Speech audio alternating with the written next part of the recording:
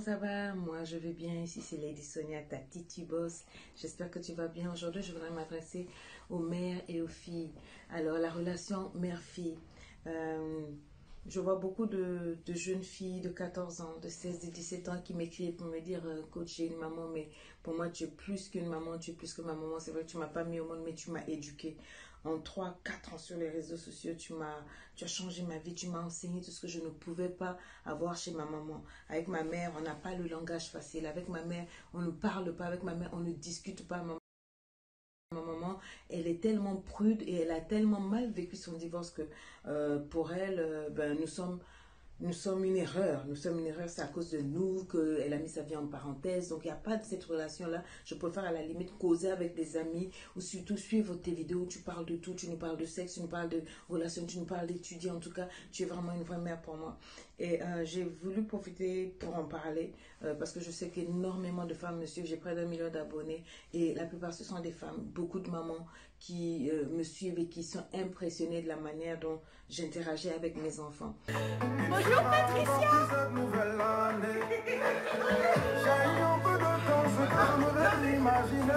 Ça n'est pas venu tout de go. Moi, j'ai beaucoup appris de la relation entre ma grande sœur et sa fille Ina et la relation que j'ai eue avec ma mère. Ma mère je suis sa seule fille. Je suis sa seule fille et nous sommes très proches. Très jeunes, ma mère me faisait rire. Ma mère, je la trouvais magnifique et je la trouve toujours magnifique. C'est une grande amie, c'est une de mes confidentes. C'est même elle, si vous avez vu le livre Authentique, c'est même elle qui m'a boosté à écrire le livre Authentique. Chaque fois qu'elle m'a vu dans des zones, des périodes de dépression, c'est elle qui sait utiliser les mots pour me relever.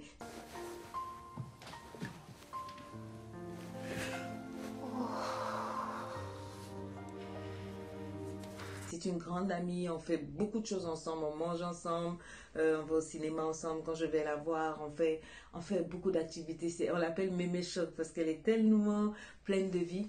Mais c'est une femme qui m'a impactée. J'ai vu que très jeune, je pouvais parler avec elle de beaucoup de choses.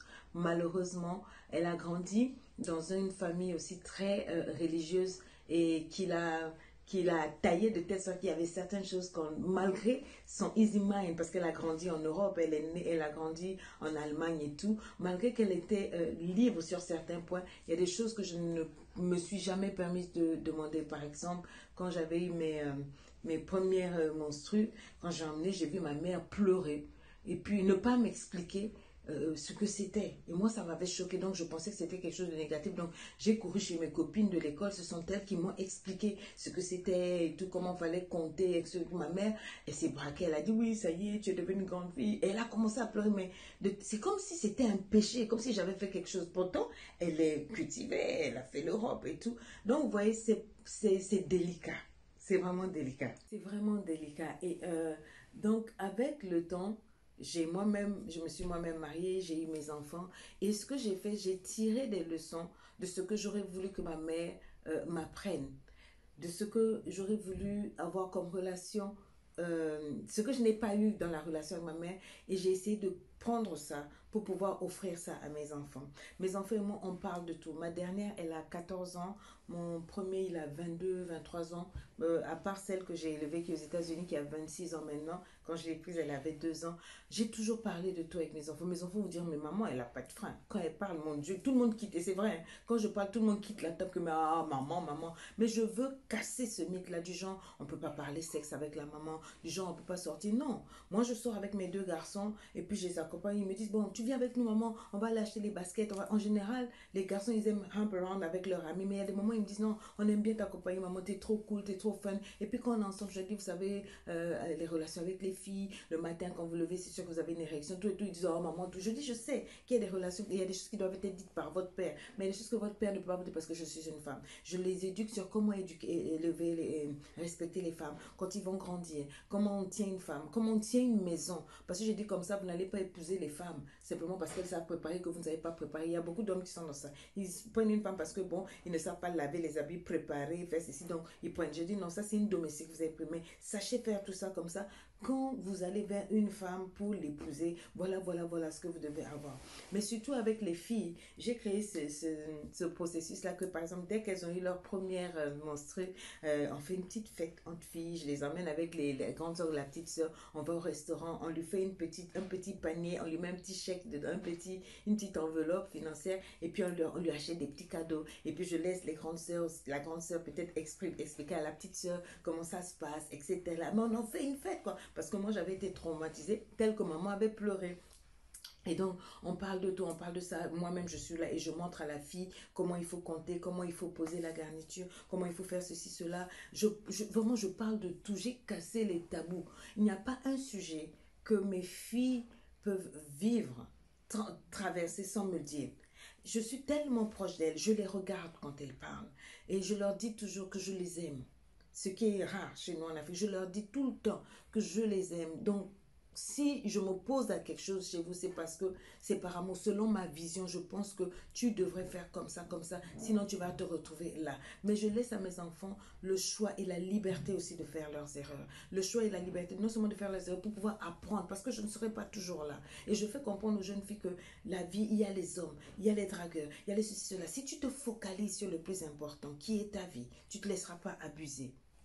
Oui, je fais comprendre aux filles, je leur parle des relations, je leur parle des relations sexuelles, je leur parle de divorce, je leur parle de mariage, je les coach vraiment pour les équiper du mieux que je peux parce que je les aime, je ne veux pas qu'elles se retrouvent à vivre certaines choses que j'ai vécues. J'ai connu un viol et j'explique à mes filles, voilà comment je me suis retrouvée dedans. J'ai baissé ma garde, j'ai fait ceci, j'ai fait ceci, j'ai fait cela, regardez où ça m'a emmené, j'ai touché à l'alcool, j'ai touché à la drogue, etc. Par exemple, ma fille Grace, elle, il y a des moments où elle s'assoit, elle dit, maman, tu viens, on va prendre un verre, on va, et puis je lui dis, bon, qu'est-ce que tu vas prendre? Elle me dit, bon, elle est grande, hein. Elle me dit, bon, je vais prendre un verre de mojito alcoolisé. Yes. Go. J'en fais pas un problème, je dis, ouais, non, je préfère qu'elle fasse les choses devant moi plutôt qu'elle les fasse derrière moi. Et si c'est pas correct, je rectifie. Je dis, ah, tu sais, j'espère que quand tu veux boire, c'est mieux de boire à la maison. Parce que si tu bois dehors et que tu t'oublies, on te prend des photos, on te viole, etc. En tout cas, vous voyez donc, les mamans, vos filles sont le reflet de ce que comme on appelle, de ce que vous leur donnez. Si vous voulez des filles fortes, construisez-les. Construisez une relation. Elles peuvent être vos petites sœurs. Elles peuvent être peut-être pas vos amis, parce que beaucoup vont dire, non, moi, c'est pas une amie, elle va me manquer de respect. Non, tout est dans la manière d'inculquer les valeurs. Mes enfants m'ont rarement manqué de respect. Pourtant, si vous nous voyez jouer ensemble, vous n'allez pas croire. Je joue au foot, je joue au basket, je fais de la zumba avec eux. C'est-à-dire, ce sont mes amis. J'ai vraiment mes amis. Et il y a des moments, pour leur montrer que je leur fais confiance, je les fais asseoir et je leur demande même des conseils. Ils sont choqués. Mais souvent, je fais souvent, c'est des choses que je comprends. Bon, j'espère qu'ils ne vont pas regarder la vidéo, hein. Les gars, zappez la vidéo, là, les enfants. Souvent, je connais les choses, mais je dis, je veux que les enfants se rendent compte que je valorise leur opinion, que je respecte leur opinion, que je respecte leur raisonnement. Vous ne me verrez jamais leur dire, toi, tu es stupide, hein, toi, tu es bête, hein, idiot, là. Non. Parce que ça, c'est ma descendance. Je ne veux pas que mes enfants entendent ça de ma bouche. C'est pas vrai. Parce que c'est un mensonge sur lequel eux, ils peuvent saisir, construire leur vie et se détruire. Donc, je leur dis des paroles positives. Je dis, toi, tu es la meilleure. Toi, tu es une championne. Toi, tu es une leader. Toi, tu es ceci, toi, c'est cela. Et je veille à être disponible pour eux. Même quand je voyage, on a un groupe WhatsApp où on met tout. Quand je décolle, quand j'atterris, quand je fais mes conférences, tout, ils sont au courant de tout. Ils sont là. Et puis, ils me suivent. Mais fans, quoi. Et souvent, quoi, ils sont suivis de me dire, maman, tu te rends compte, mon ami intellectuel, mais il te suit, il est sur la page, il est dit Sonia, j'étais choquée la dernière fois, il a sorti une vidéo, tout et tout et tout. Et puis après, il a vu d'autres vidéos, il a dit, quoi, c'est ta mère, tout ça. Il dit, maman, il y a des jeunes qui te suivent. J'ai appris d'eux aussi. J'ai beaucoup appris d'eux pour pouvoir mieux m'adresser aux jeunes, etc. Faut pas qu'en tant que parents, on dise que non, nous on connaît tout et tout et tout. Non, nos enfants aussi sont intelligents. Dieu a mis en nous la sagesse aussi et une autre manière de raisonner qui peut vous sauver la vie. Mes enfants m'ont sauvé plusieurs fois de la honte, de l'humiliation, des bêtises et tout. Parce que j'ai écouté, j'ai la capacité d'écouter. Un parent qui n'écoute pas l'enfant n'est pas un parent. C'est un mâle ou une femelle. C'est de ça qu'il s'agit. Donc, créer. Donc, mon but aujourd'hui, c'est quoi? C'est de dire aux mamans, descendez un peu de vos piédestals. Soyez des mères, peut-être pas poules, parce que c'est des choses qu'on ne force pas, mais créez des relations avec vos enfants. Au lieu de toujours être avec des copines là, invitez vos filles, invitez vos enfants à venir au restaurant. Vous allez vous manger, ah non mais c'est quoi maman, peut-être mais c'est bizarre maman, non, faites un quality time pour chaque enfant. Vous n'avez pas mis au monde des poussins. Ce sont des êtres humains. Il faudrait qu'ils aient une bonne image de vous. Un jour, vous partirez. Que diront-ils aux petits-enfants? Quelle relation avez-vous avec vos enfants? Jusqu'à ce qu'ils grandissent, il y en a qui n'ont jamais même dit à leurs enfants, je t'aime. Viens, on sort. Viens, on achète des habits. Faisons les courses ensemble. Faisons du shopping ensemble. Faites des choses que vos enfants aiment pour vous rapprocher. Donnez-leur de l'argent.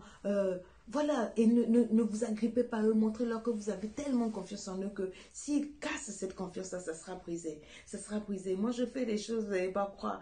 Et je pousse je dis, toi, tu connais déjà femme? Tu as une copine? Tu as une copine? Non, je n'ai pas. Toi, tu as une copine? Est-ce que tu connais femme?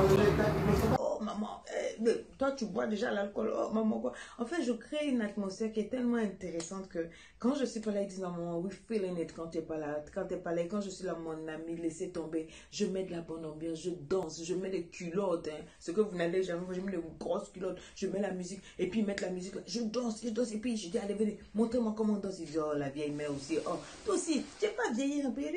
La vieille ne pas m'appeler vieille, me voyez. Mais il faut faire doucement, je vais me sortir. Ok, comme ça. Tu fais comme ça. Tu fais comme ça, Comme ça. comme ça, comme ça, et puis, ah, les pieds, maman. Ya, ya, et puis je Après, fais tu comme mets juste les bras. Après, tu mets juste les bras. Non, non, non. C'est pas ça.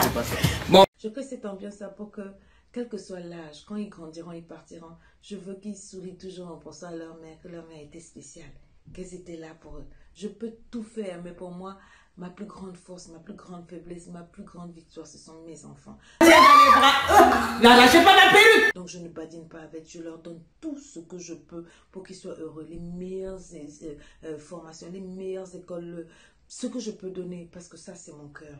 Et je voudrais attirer donc l'attention des mamans. Vous n'aurez pas réussi vos vies si vous ne réussissez pas à avoir une relation avec vos enfants, vos filles et vos garçons. Si vous passez votre temps à leur crier dessus, à leur taper dessus, à les insulter, à les brimer, à écouter ce que les gens disent sur vos enfants, à les maudire, ben vous êtes une malédiction, vous êtes une failure, vous êtes un échec. Donc, rectifiez, il est encore temps. Il n'y a aucune honte à une mère de montrer à ses enfants qu'elle les aime et qu'elle est là pour eux et qu'elle croit en eux. Ok? Donc, voilà. Bye bye.